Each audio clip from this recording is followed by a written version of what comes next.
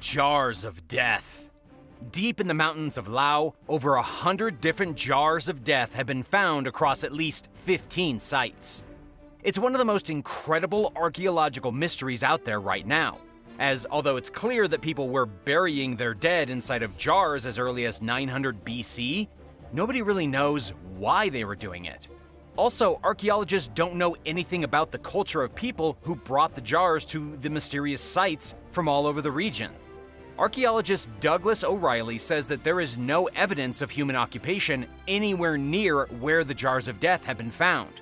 Plus, researchers from the Australian National University discovered intricately carved discs used as burial markers, with some of them placed face down. And this has only increased the intrigue and mystery.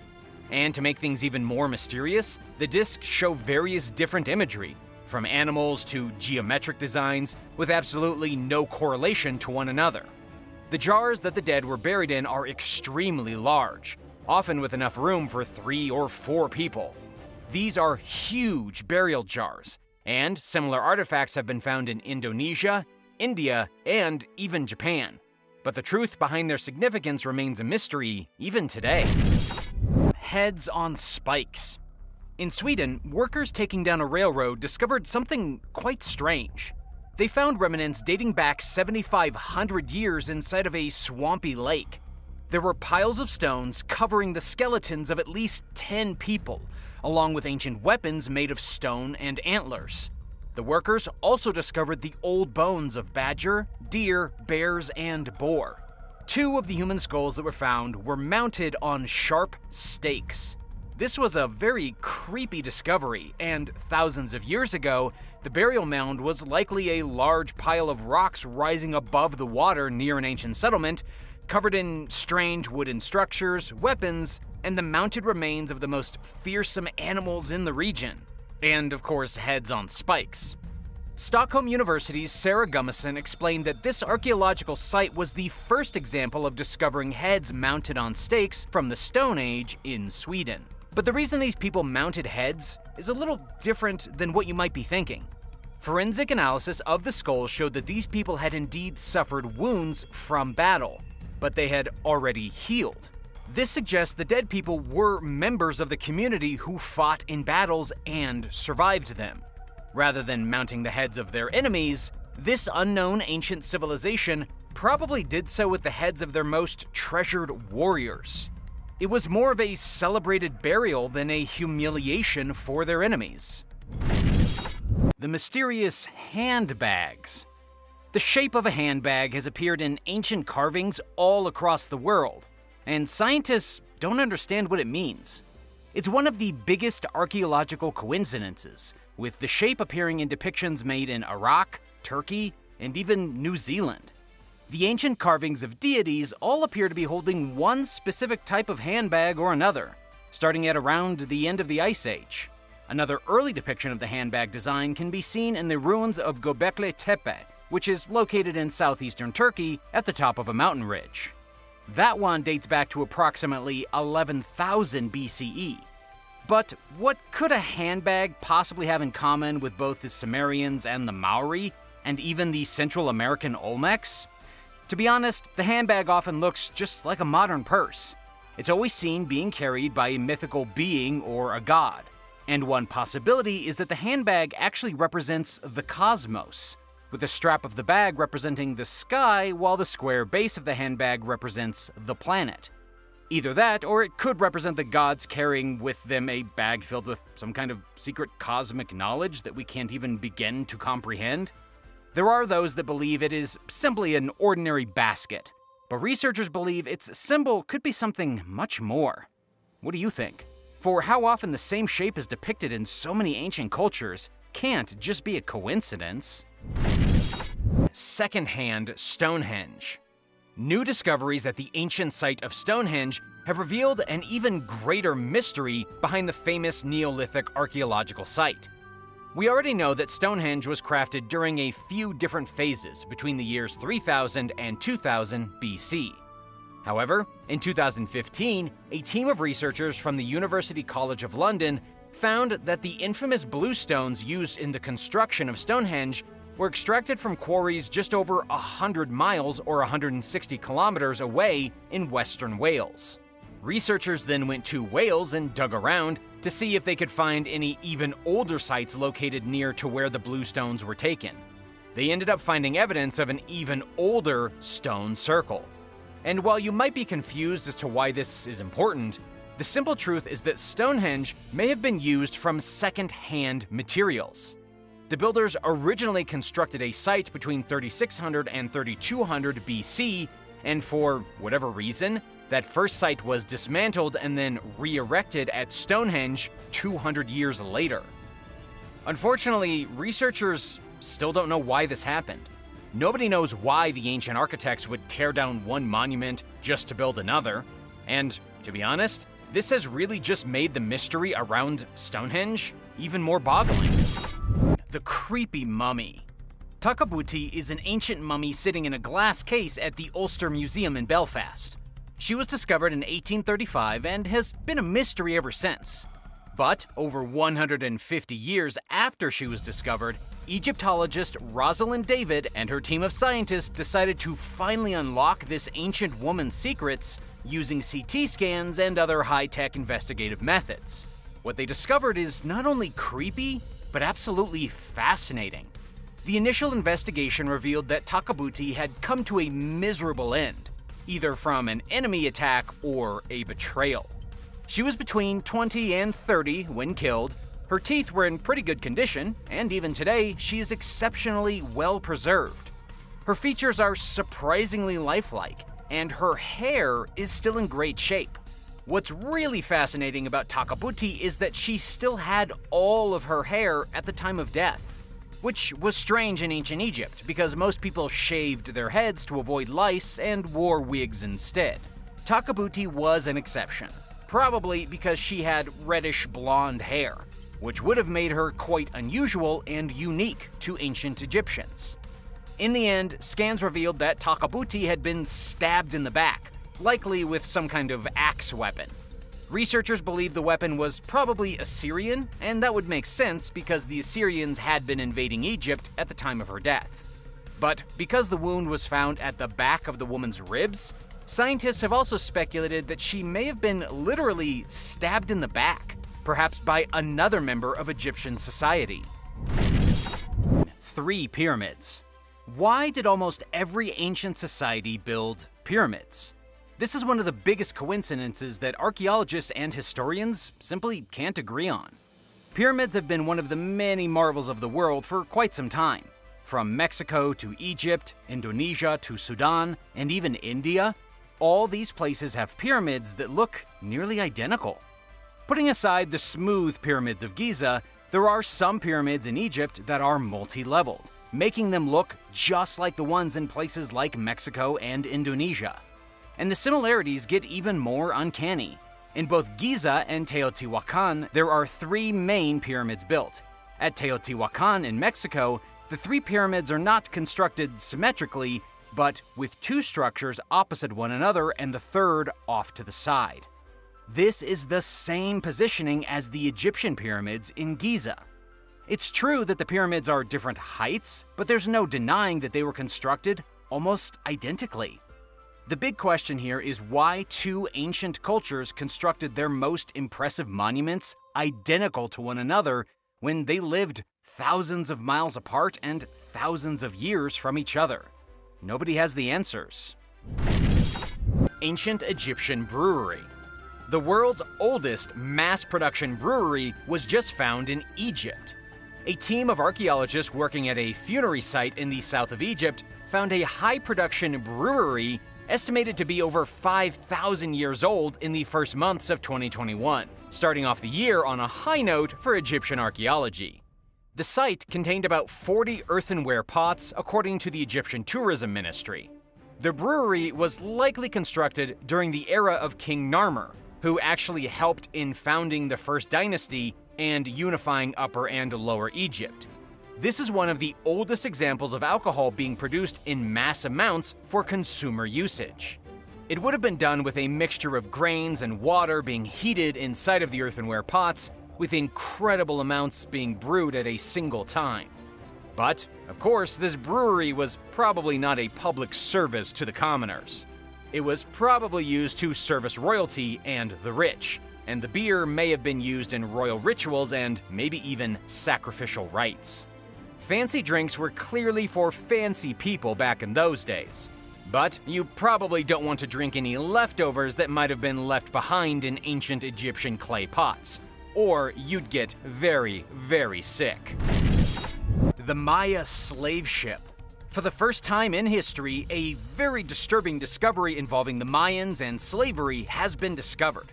The ship was originally found in 2017, but it wasn't until just recently that scientists finally discovered its true purpose. The wreckage of the ship was discovered off the coast of Mexico and was a kind of paddle wheel steamboat from Cuba. It had likely been used to carry Maya people from the Americas to Cuba, where they were then sold into slavery. The ship probably functioned between 1847 and 1901 during the War of the Castes, a time when the Mayan people, still living on the Yucatan Peninsula, rebelled against their European rulers. Slavery was illegal in Mexico by this time, but that didn't stop operators from forcing indigenous Mayans into signing work contracts and then shipping them off to Cuba, where their rights would be stripped away and they'd be treated as slaves. The Mayans were sold to a middleman for about 25 pesos, then sold again in Havana for even more, with male Mayans going for 160 pesos and women going for 120 pesos. This particular slave ship was on its way to Cuba when its boiler blew up off the coast of Sicily. It sat at the bottom of the water for over 100 years.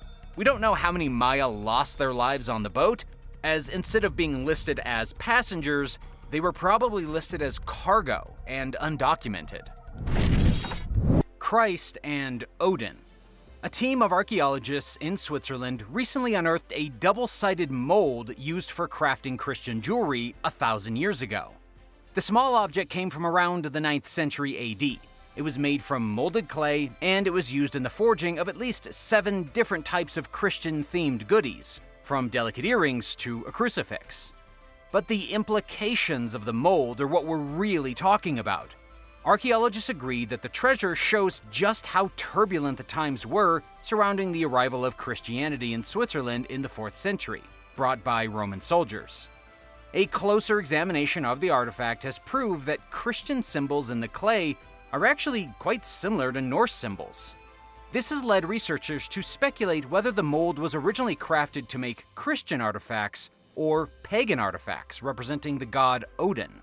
It's true that in the beginning of Christianity, Christ was simply worshipped in addition to the old Viking gods. Christ would have been worshipped on par with gods like Thor and Odin. It wouldn't be until later that Christianity eventually replaced the old beliefs of the world. But what if Christ and Odin were the same person? This is the real coincidence. Both of them were crucified, with Odin being stabbed and hung from a tree, and Jesus being stabbed and hung on the cross. Both figures spent 3 days in darkness after sacrificing themselves for a higher purpose. What if Odin turned into Christ? Or even more coincidental, what if Odin was the inspiration for the story of Christ? A lucky find. A German farmer became the luckiest man on Earth after he accidentally found an ancient Roman bronze horse head on his property. The archaeological discovery itself is quite fascinating, with the Roman horse head dating back about 2,000 years, to a time when the Roman Empire ruled much of Germany. But the story behind the farmer who found the head is almost even more interesting. It was first discovered on the farmer's property in 2009, at the bottom of a 36-foot or 11-meter well. After the discovery, the farmer handed the relic over to the state, who paid him a whopping $55,946 for it.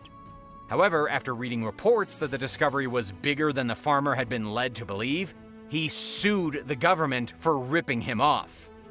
This was, and still is, considered the best preserved Roman bronze horse head in the entire world, and the man ended up earning about $1 million more from the government, seeing as it had been estimated at a worth of $2 million. He got half, the government was embarrassed, and it was an overall positive win for archaeology. Have you ever found buried treasure? What happened? Did you get paid for it? Tell me about it in the comments section below. Then remember to subscribe to Talltanic if you haven't already for more intense videos just like this one. Peruvian cat claws. Some very unique artifacts were recently discovered inside of the tomb of a nobleman in Peru. Experts were digging at the archaeological site of Huaca de la Luna when they uncovered a strange set of claws, a very creepy mask, and a scepter. The artifacts probably belonged to the forgotten Moche civilization. The claws were used as part of a costume worn by participants in a Moche combat ritual, and the claws would have been part of an outfit made from animal skin. The ritual involved two men battling, the winner receiving the claws as a prize and the loser being sacrificed to the gods. According to archaeologist Santiago Uceda, the scepter would have signified power, while a pair of earrings discovered would have symbolized status. These clues suggest the nobleman buried inside the tomb was a warrior of some renown and possibly very well respected in society. He had likely won at least one combat ritual and taken the claws as his prize. As for the Moche civilization, they date back to at least 1,500 years, meaning they predate the Inca society. Their culture was centered around modern Trujillo. In 800 AD, the Moche disappeared from the history books, and nobody knows why. The society kept no written record of their exploits. Everything that we know about the Moche must be interpreted from the pottery and jewelry, weapons and armor, and other archaeological relics they left behind. The Temple of the Great Jaguar. The Temple of the Great Jaguar in Guatemala and Bak Se Cham Krong in Cambodia are both ancient temples built by highly advanced ancient civilizations. The big difference is that they are separated by over 9,000 miles, or 14,484 kilometers. Yet despite the vast difference between the two temples, they were erected with uncanny similarities that historians and archaeologists have never been able to explain. It's almost as if both civilizations had the same blueprint for the buildings. So how could two ancient temples dedicated to different gods on different continents have been constructed with remarkable identical style and design? Some say it's all just a big coincidence. Others believe that the ancient Khmer and the ancient Maya got their inspiration for building temples from the same source. The biggest question remains: who was this source, and how did it have contact with both civilizations? The biggest dinosaur footprints. Scientists have just published the incredible details of a discovery made in Western Australia. It all started when a research project headed by paleontologist Steve Salisbury stumbled across the largest known dinosaur footprint that ever belonged to a sauropod. This huge footprint is roughly 5 feet and 7 inches in length, meaning many people can actually lie down inside the grooves stomped into the earth. There are other dinosaur tracks in the area, but this one is by far the largest. And judging by the sheer size of the print, scientists have determined that the sauropod that left it behind was at least 18 feet or 5 meters at the hip, which is significantly larger than any land animal roaming around today. You probably want to know what type of dinosaur left the footprint, but the truth is that the scientists aren't exactly sure.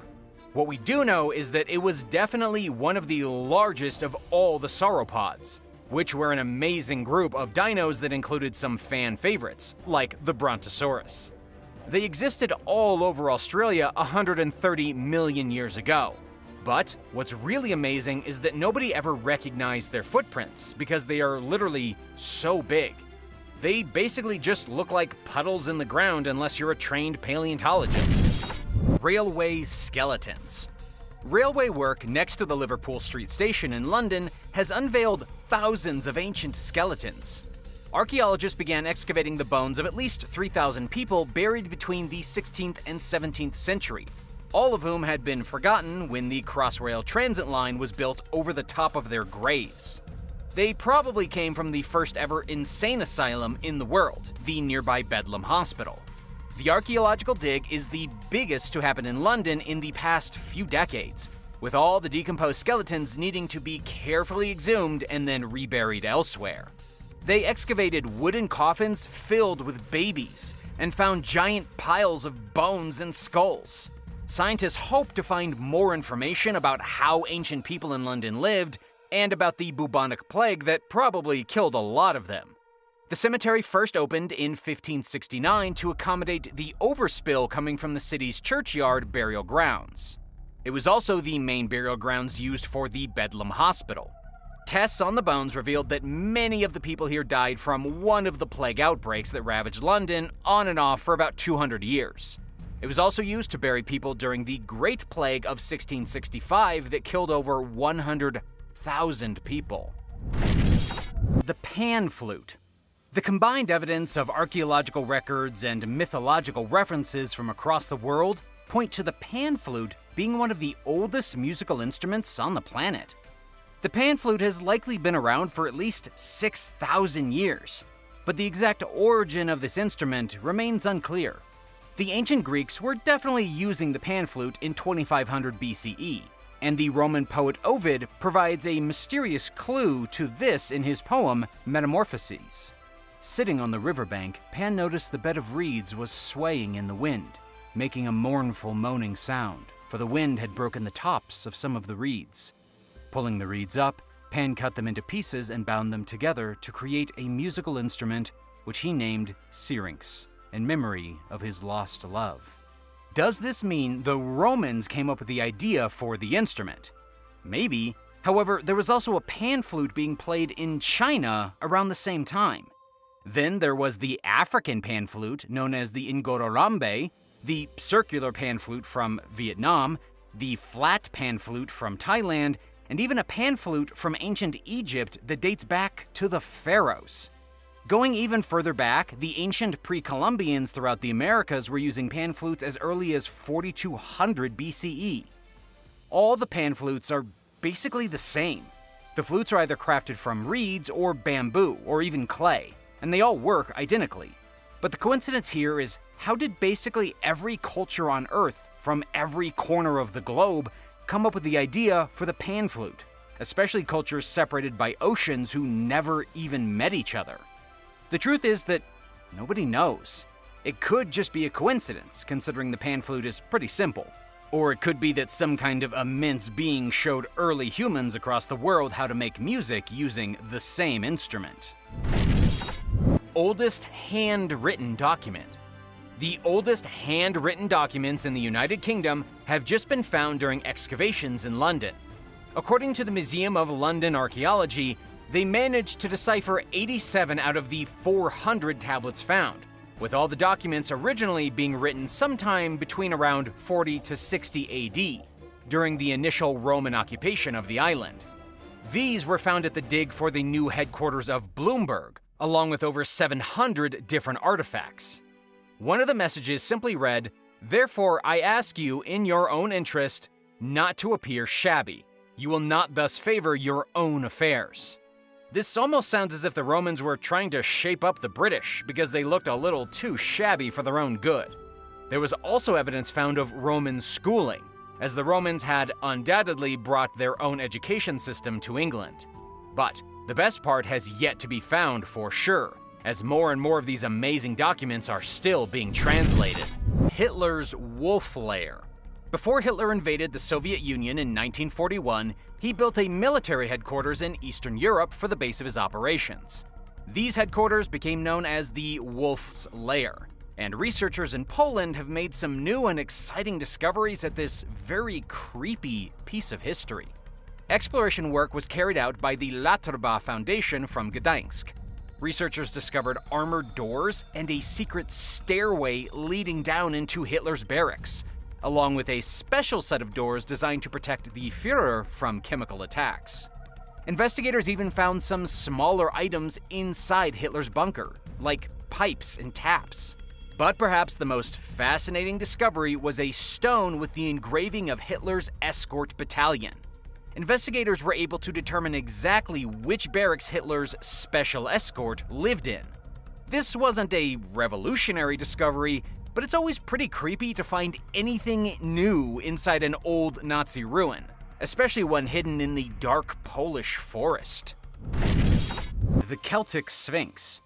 When people think of the Sphinx, they think of Egypt. But did you know that the Sphinx was actually a popular creature from Celtic mythology? The Sphinx appeared not only in Egypt, but also in Greece and Germany. There was a gold drinking horn discovered in the burial chamber of a Celtic chieftain in Weiskirchen, Germany, that dates back to the 6th century BCE. There was also a bone sphinx found inside the burial chamber of yet another Celtic chieftain, this time in Baden-Württemberg, Germany. Depictions of the Sphinx are found on Celtic jewelry all throughout the Iron Age. These things even made it onto Celtic coins later on in the Iron Age, around the 1st century BCE. Nobody has been able to draw any connection between the Egyptian Sphinx and the Celtic Sphinx, nor do we know the true significance of this mythological hybrid, or what it meant to the ancient people of Europe and North Africa. Indigenous artifact. An amazing archaeological discovery was just made on a beach in British Columbia, when a carved stone pillar appeared during low tide. This happened near the capital city of Victoria, and the Royal BC Museum has already confirmed that the artifact is an Indigenous cultural treasure. Since its discovery, the museum has been working closely with the Esquimalt and Songhees First Nations to determine where the artifact belongs. And according to the Songhees First Nations chief Ron Sam, there have been many artifacts unearthed in the area throughout the years, but nothing has even come close to being as amazing as this stone pillar.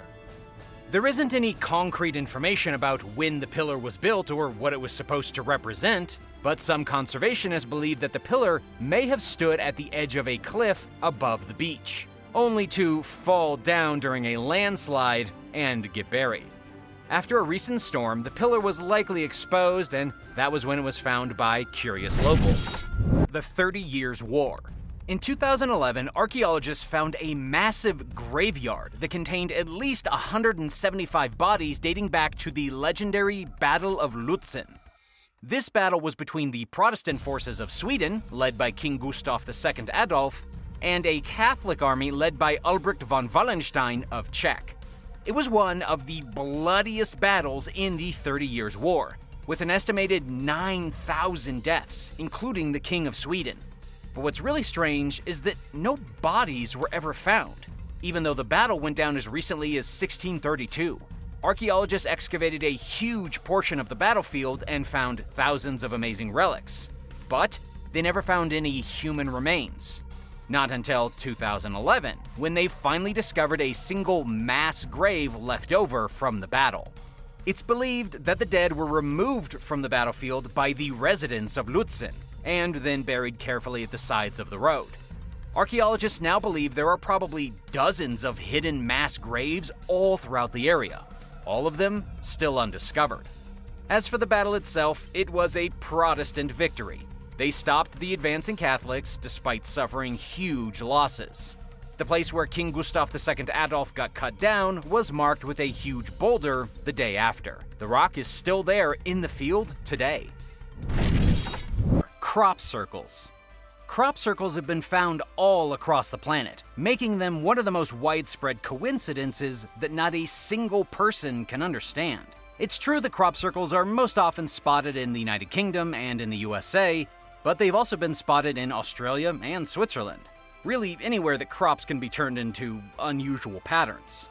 Crop circles began taking shape around the 1960s, making them quite modern. They're also usually accompanied by stories of flying saucers. And to be quite honest, it makes sense that crop circles weren't public knowledge until the 1960s, as it wasn't like people would have had the means to view crop circles from the sky back in the early 1900s and beyond. But who made these circles? And why have they stopped? The elaborate circles found on farmers' fields peaked in the 1990s, when in July of 1996, the most complicated crop circles ever appeared in England near Stonehenge. This particular crop circle was so mysterious and vast, and it appeared so quickly that people immediately blamed aliens. It turned out later to be a hoax. But are all crop circles hoaxes? Or could some of them be proof of extraterrestrial life? And if it is aliens making crop circles, what dictates where on Earth they place them? Do you have any ideas? Ancient warrior. Archaeologists have recently discovered one of the most spectacular tombs in all of Greece. In fact, it was labeled as the most significant archaeological discovery in decades. A team of archaeologists from America, working with the University of Cincinnati, found an unknown soldier inside of a 3,500-year-old tomb. The skeleton of the unknown soldier was found with jewelry and weapons, indicating that he must have been a very important person. Scientists are saying that the man likely died somewhere between the ages of 30 and 35, and that he was either a raider, a merchant, or a powerful warrior. The researchers even found inscriptions in his jewelry that suggest he was part of an early civilization living on the island of Crete in the year 2000 BC. But just wait, this discovery gets even more incredible. The archaeologists made this amazing discovery while excavating the Palace of Nestor, a palace referenced by Homer in his epic writing, the Odyssey. It was allegedly a place where men made sacrifices to the gods. King Nestor was also the man who led the forces of Greece against Troy in Homer's other writing, Iliad. But, unfortunately, the great warrior buried here is not King Nestor. As of now, nobody knows who he is. The oldest worm. An extremely creepy creature that lived 555 million years ago has been discovered as the first ancestor on a family tree that contains just about every animal on Earth today, including humans. The ultimate ancestor is a fat purple worm and the earliest bilaterian ever. The specimen was discovered by geologists from UC Riverside. Bilaterian means an organism with a front and a back, two perfectly symmetrical sides, and an opening at each end connected by a gut. Basically, a worm. This particular worm is named Icaria wariotia, and its development was the first step in complex life on our planet. You might be wondering, what about multicellular organisms like sponges? These were definitely around first, but they aren't actually related to animals like monkeys or humans. They lack mouths and guts. The sponges of millions of years ago are very similar to the sponges of the day. It was the first bilaterian worm that pushed evolution forward. It was the first organism that was able to move, and the first organism with a gut and a rudimentary mouth. As the worm evolved, it gave organisms the opportunity to organize their bodies in different ways. Millions of years later, the creepy little worm evolved into, well, basically everything. Extraterrestrial rock art. Rock art has been found all over the world, dating back to the dawn of mankind. There are petroglyphs painted on canyons in the United States that date back at least 8,000 years, made by the original Native Americans. Some of this rock art, specifically the depictions at Sego Canyon, seem to show alien beings, humanoid monsters with huge eyes and oddly shaped bodies. But guess what? They've been found all over the planet, including in Scotland and Egypt. There have even been depictions found in the Sahara Desert that go back to 10,000 BCE and seem to show the same alien creatures drawn in Sego Canyon. The obvious connection here is that prehistoric humans may very well have had contact with an advanced race of extraterrestrials and documented their encounters using rock art.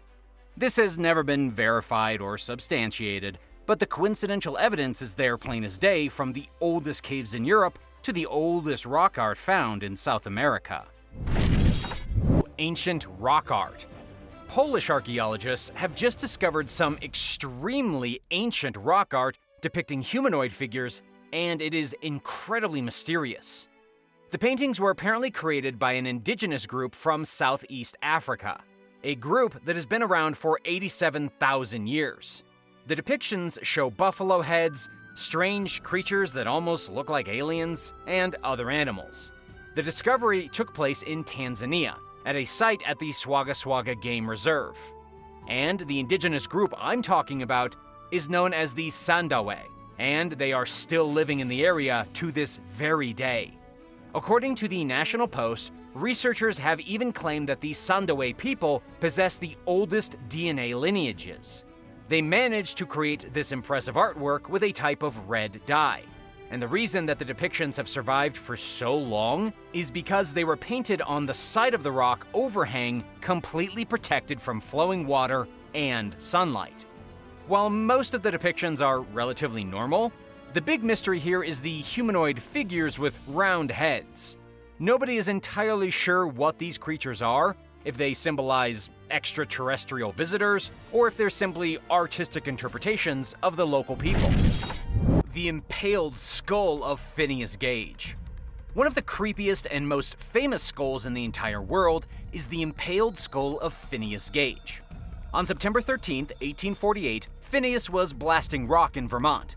Phineas filled a hole with blasting powder before covering it with dirt and clay and pounding everything into the hole using an old tool known as a tamping iron.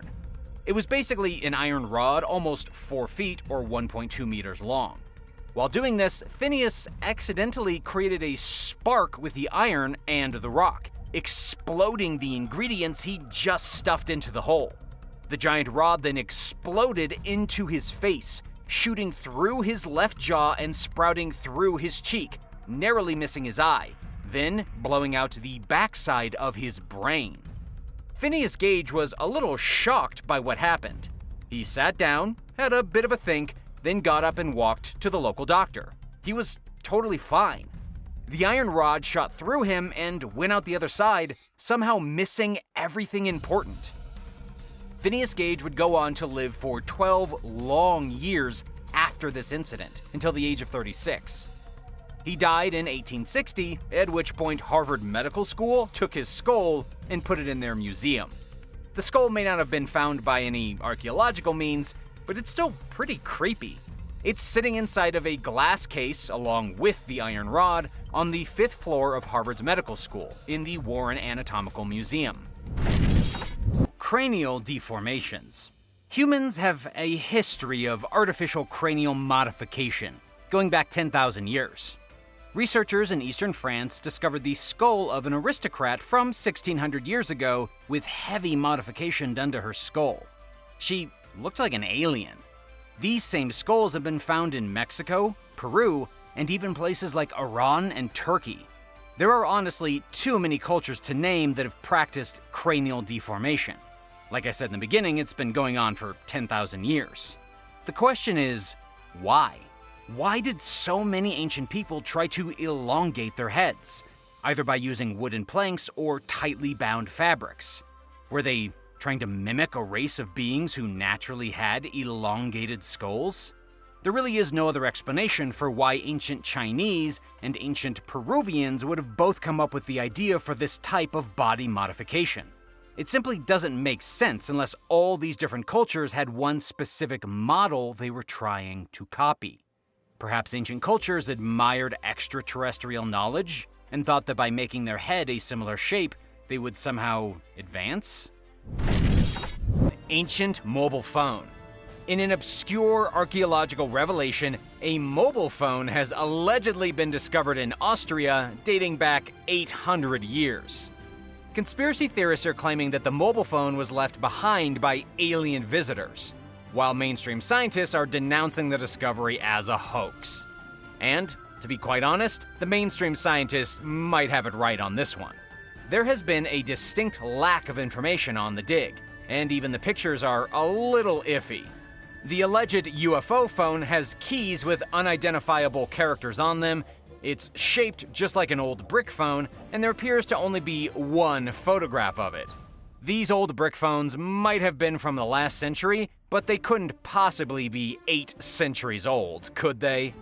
The truth here is that it's highly unlikely that an alien visitor to our planet dropped their cell phone 800 years ago. But then again, what if an alien visitor did drop their cell phone 800 years ago, and it became the template for our original cell phones? This is one of those archaeological discoveries that will probably never be proven and will remain controversial until it's eventually forgotten, or until the alien comes back to collect his lost phone. Medieval lepers. When researchers began to excavate the medieval site of the St. Mary Magdalene Hospital Cemetery in England, they were hoping to genotype a certain strain of leprosy. There's no medieval disease worse than leprosy, and researchers wanted to figure out where the disease came from and how it evolved into one of the worst epidemics in the Middle Ages. Researchers found skeletons covered in leprosy lesions. Among these skeletons was one that scientists found particularly compelling. The skeleton belonged to a young man who traveled a very far distance to die. DNA evidence showed that the pilgrim came from as far away as Africa to be treated in the earliest leprosy hospital in Western Europe, where he, of course, died. According to the same study, researchers were able to determine that the bacteria which causes leprosy has barely changed in the past few hundred years, which logically explains why the disease more or less vanished after peaking in medieval Europe. Everyone became resistant to the disease. But don't let these ancient skeletons fool you. Leprosy is still around today. Of course, the disease doesn't happen very often. It's also curable with drug therapy. Way back in 2000, the WHO declared leprosy is no longer a public health problem. This means there is less than one case in 10,000 people. The Seven Sisters. There has been a story told by our ancestors for the last 100,000 years. It looks slightly different depending on which culture we're talking about, but it really is the same story. In Greek mythology, the story is of the 7 daughters of Atlas. In Aboriginal groups across Australia, it's a story of 7 young girls and has to do with sacred women's ceremonies. The story is told in Europe, Africa, Asia, North America, and South America. In each story, there are 7 sisters, 7 wives, 7 daughters, or otherwise 7 female something. The one thing that stays the same is that there are always 7, and they are always female. The story is based on the stars, specifically a cluster of stars known as the Pleiades. They're located near the constellation Orion. According to anthropologist Daisy Bates, Orion is often seen in these old stories as a hunter of women, with the 7 nearby stars being the women he hunts. And while it's no surprise that all the different cultures of the Earth made up stories about the constellations they saw in the sky, after all, they all would have seen the same stars and would have obviously made up stories about them, the massive coincidence is that all the stories are shockingly similar. Why on earth would Australian Aborigines make up an identical story to the ancient Greeks regarding these stars? Nobody can put their finger on it. There was no contact between the Australian Aboriginal cultures and the outside world for around 50,000 years. How they all pulled the same story out of a hat is beyond science and beyond coincidence. Thanks for watching. What do you think influenced the ancient cultures of the world to build these same things? Let me know in the comments, and don't forget to hit the subscribe button for all the latest videos to blow your mind. See you next time. Bye-bye.